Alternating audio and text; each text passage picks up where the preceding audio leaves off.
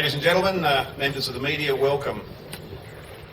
The America's Cup, as we know, is yachting's holy grail. It's safe to say there's no other trophy in international sport with a more colourful and spectacular history. It's safe to say that the old mug, an extremely ornate silver ewer, was first contested in the waters off Cowes in 1851. That means that contest took place before the world's oldest golf tournament, the Open Championship, before the first international competitions were staged for tennis, soccer, rugby and cricket, and 45 years before the modern Olympics. To this day, it remains the oldest actively contested trophy in world sport, a trophy which has held such magical and mythical powers that it has drawn the world's greatest sailors and some of the highest profile businessmen into its magnificence. Originally titled the 100 Guinea Cup, it was offered by England's Royal Yacht Squadron as a prize in a race for all nations, a 60 nautical mile contest around the Isle of Wight. There were 18 entries, 17 of them Britain's finest, and one from the USA, the schooner America, measuring 30.7 metres long. America cruised home unchallenged and won convincingly, much to the chagrin of the British yachtsmen and spectators alike, including Queen Victoria. The trophy was subsequently presented to the New York Yacht Club, where it was renamed, not as many believe, in honour of the nation, in recognition of the nation that first won it, but in honour of the yacht that first won it.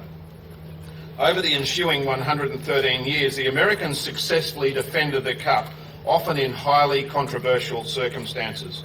Then, in 1983, as we all well know, the 12-metre class yacht Australia 2, designed by the legendary Ben Lexon and featuring a radical wing keel, became this nation's 7th challenger for the Cup.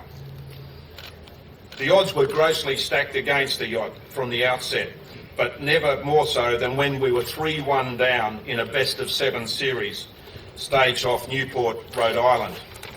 It was then one of the greatest comebacks ever seen in international sport.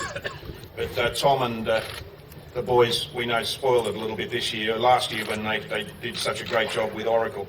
But anyway, Australia 2 won the next 3 races and became the first yacht in 132 years to take the Cup from the Americans. She also ended the longest winning streak in sporting history.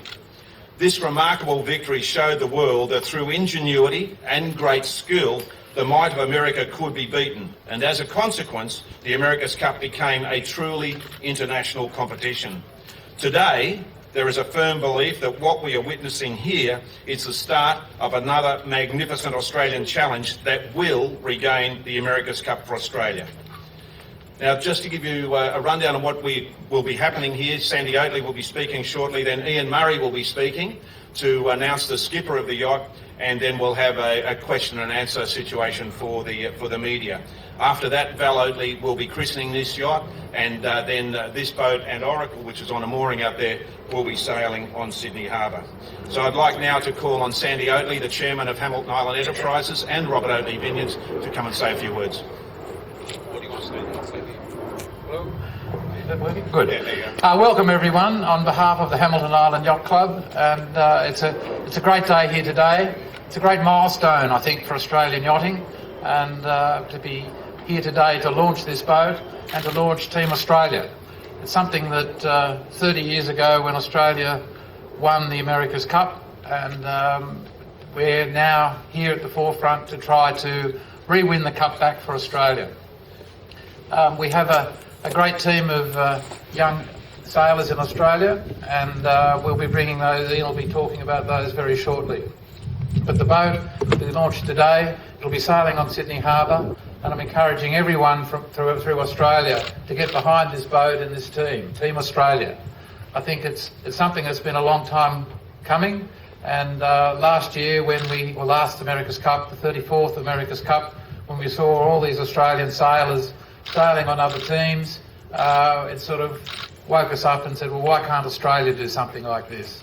And through the Hamilton Island Yacht Club, we were able to be the challenger of record, which gave us the edge to try to rewrite the rule book with as far as the protocols and so forth for the America's Cup, and to try to reduce the costs and get more teams competing and make an even better event than was currently there. As Rob was saying, we're launching this boat very shortly, and we'll be announcing our skipper. And I'm asking Iain Murray now to talk about the crew and our program going forward. Thank you. Thank you, Sandy. Good morning, all. And it's with great pleasure today that I would like to announce that Matt Belcher, our Australian World ISAF Rolex Yachtsman of the Year, is to be our skipper of Team Australia going forward. Matt, as I said, was Rolex World Sailor of the Year from ISAF. He's Olympic gold medalist. He's won the World Championship in the 470 class 5 times. He's a quadruple winner of the ISAF Grade 1 events, and he will be leading the training sessions on this boat that you see here today against that boat over there, Oracle Team USA, over the coming months starting today. In parallel with these training sessions, Team Australia sailors are racing on the Extreme 40 circuit, competing in Singapore just recently, and Oman, Muscat in the next few weeks. Not only will we be training out here on the harbour in the tricky winds, but we will be training in any competitions that we think will benefit our team going forward. It's all about competition, and we need to seek out the best and go and find it and build our team going forward. As Sandy said, Hamilton Island Yacht Club is committed to performing the duties of the Challenger of Record. The Challenger of Record's role is to represent all of the challengers, and we feel that it's necessary to bring substantial change to the America's Cup. Obviously, there was a revolution last time. This time we see as an evolution, take the good parts from what was in the America's Cup.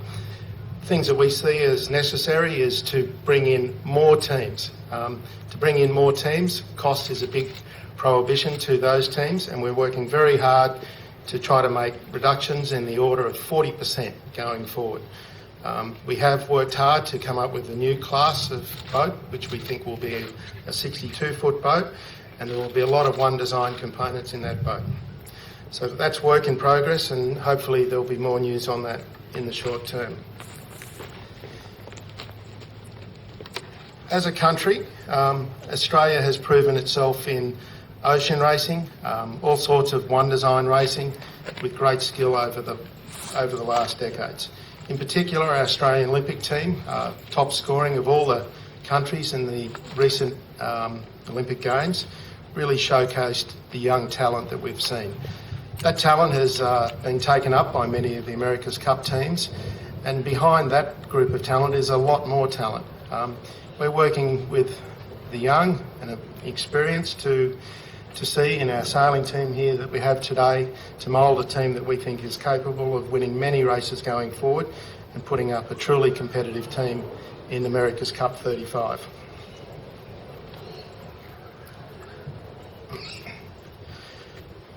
But today's about this boat, the launching of our training program with Oracle. We're very gracious that Oracle have brought their equipment, their sailors down here to train with us. It's a unique opportunity for us to have the benchmark in the America's Cup activity here with us to allow us to get to a level that we need to get to very quickly and make sure that we're doing things right. We'll obviously be watching very carefully what they do, and we'll be learning as fast as we can. So it's going to be a very intense period. There's everything about the America's Cup is intense, and as you know, the clock is running, and as we all know in sailing boat races, at the end of the day, we never have enough time, and we have to use the time that we have as effectively and as efficiently as we can. So, I think that's where we're at, Rob. We have our team over here, and yeah, we'll have some photos and interviews with them at the moment. I think a good idea now, Iain, to ask if there's any questions for the media at the moment for Sandy and Iain about the campaign for the America's Cup. Ian, if I may, Miles from AAP. Is it right to say that the rest of the crew is not confirmed yet? Sorry, I'll just repeat the question so the others can hear it. And it's just, is it right to say that the rest of the crew is not finalised at this stage? In the end of the day, we have to find the best crew for Australia to sail these boats. We anticipate there will be 8 crew on the America's Cup final boat. These boats sail with 5 or 6, 5 in competition in the America's Cup World Series that will start in 2015. In the Extreme 40s, we sail with a crew of 5. So we have a large group of sailors. We have a lot of people that would like to make trials in this, and by no means is the crew settled in any way at all. So, you know, this is all about learning. 2014 is about learning, competing, trialling people, and going forward to build a team to compete in the America's Cup World Series next year, the Extreme 40s, and build towards America's Cup team for 2017. So a lot of work's got to be done. There's a lot of people out there that we know about. There's a lot of people that will be sailing on these boats in the near future. And we have the basis of where we've started the 2 competitions and training sessions that we're in. They're all over there today, and we're very happy with the group of people we've got together, and we'll be adding to it as we go. Any more questions there? Ian, will you be taking any Australians from Team Oracle? The Team Oracle guys, and obviously there's a lot of Australians in the Team Oracle, and they're a carryover into the competition this time from their arrangements from last time. So we know that the people that were with Oracle, we have a couple of people over here that were with Oracle last time that we're going to be draining them dry. We take them into the room and put the helmets on and lead them dry of information. Look, there's been quite a roundabout of staffing in design, sailors and management of all the teams. So part of our learning curve is to blend youth and experience, and we'll do that the best we can. Will any of this race be held in Australia? Well, starting this December 2014, catamaran racing, the Extreme 40s, the final event in the Extreme 40 calendar is coming here in December, and Carl over there is organising that event, is bringing that. So that is an America's Cup style competition in fast catamarans. The America's Cup World Series, bidding for allocation in that will start probably in May, and it's quite possible there will be rounds of the America's Cup World Series. And some of the discussions are even talking about trials outside of America in the elimination series. So we'll have to wait and see how that progresses over time. Part of Team New Zealand's challenge was funded by New Zealand taxpayers. Are you going to need similar support from the Australian government? We would love similar support, $37 million from the government, from a small country like New Zealand. Maybe a lot more from Australian government would be fantastic. Sandy, just on that note, as chairman of the challenging group, where does Australia stand as far as sponsorship, etc.? Have you been approached? Is there anything happening on that front as far as supporting the team financially? Yes, there has been, and we've had a lot of support from business in Australia. As you say, a lot of inquiries, but until we have the team, the boat, and know what the venues and the protocols are, it's very hard to bring a true proposal to Australian businesses and also overseas businesses that are possibly interested in supporting our challenge. As the challenger of record, when do you hope to have the rules of engagement, for want of a better word, finalised? There's been March the 16th talked a lot about in terms of a delivery of those documents. I can tell you the class rule type boat is in very final draft, and we're very happy with the outcome of that. The protocol document, there's still some matters under discussion that we'd like to make sure that they work for all the competitors, and we're in the process of having those discussions. How confident are you that this could be the boat to bring the cup Well, it's the type of boat and the sailing and the experience in the America's Cup is very natural to what happens in the Southern Hemisphere. You know, we've all grown up in fast boats, sailing fast in Sydney Harbour and places, in skiff lightweight boats, overpowered boats, and it's kind of second nature for Australian and New Zealand sailors to do very well. And that's what you've seen in the competition of, as the Olympic Games have gone into more high performance boats, the America's Cup's gone into these super high performance boats, that we are naturally well placed to have those skills. So we're very confident that we can crew the rules of the competition, and the nature of the boats that we've been working in these rules is to bring the competition back much more to the crew than just being a research and development project. So we would hope with a combination of all of those things that we can bring a team that is a winning team together. Ian, I'm just going to ask you a question. There's a suggestion that while the new boats, the new design when it's announced, will be smaller than the AC-72, obviously we're talking 62 feet now, but there are also suggestions that those boats could well be faster than the AC-72s. Is that likely? One of the things looking at to do this is that we've clearly wanted to have more teams participating in the America's Cup.